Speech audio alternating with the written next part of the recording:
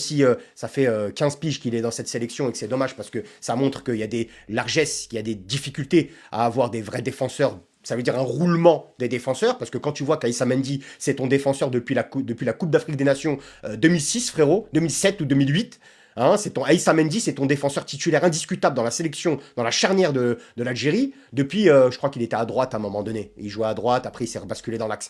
Mais depuis 15 piges, le mec, ça montre quand même que c'est bien en termes de régularité, mais ça montre aussi qu'il y a des problèmes dans le roulement, j'allais dire, tu fais sortir, voilà, il n'y a pas de vivier, quoi. Il n'y a pas de vivier à ce poste-là, c'est malheureux.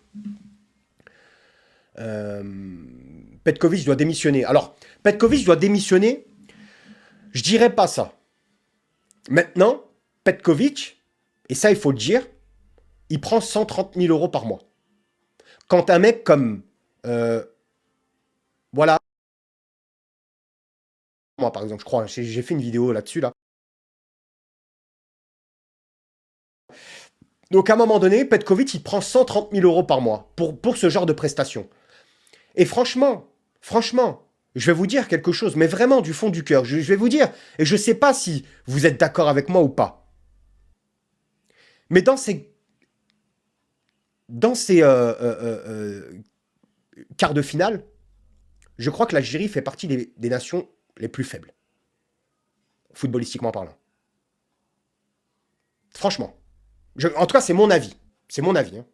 En tout cas, footballistiquement parlant. Je ne vais pas faire le gars parce que c'est après le bal, parce qu'ils sont éliminés, ça.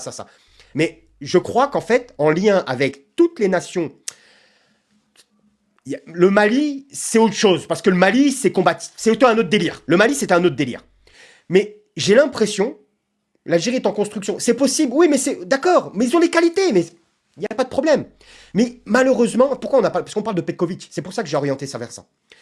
Et je te dis footballistiquement parlant. Franchement, dans ces quarts de finale, pour moi, je vois pas l'Algérie au-dessus du Nigeria. Je vois pas l'Algérie au-dessus de la Côte d'Ivoire. Je vois pas l'Algérie au-dessus de l'Égypte. Je vois pas l'Algérie au-dessus du Maroc. Je vois pas l'Algérie au-dessus du Sénégal. Je dirais pas que je ne vois pas l'Algérie au-dessus du Mali, mais parce que le Mali, c'est un autre délire. Mais vraiment, je parle franchement, là je parle avec mes mots, et c'est à moi, ça n'engage que moi. Voilà, l'objectif c'est qu'on se respecte et que je vous donne mon avis. D'accord? Donc, en lien avec ce que j'ai vu, depuis le début de la compétition. Voilà. Donc en vérité, pour moi, c'est pas forcément une surprise de voir l'Algérie éliminée. Parce que, encore une fois, footballistiquement parlant, en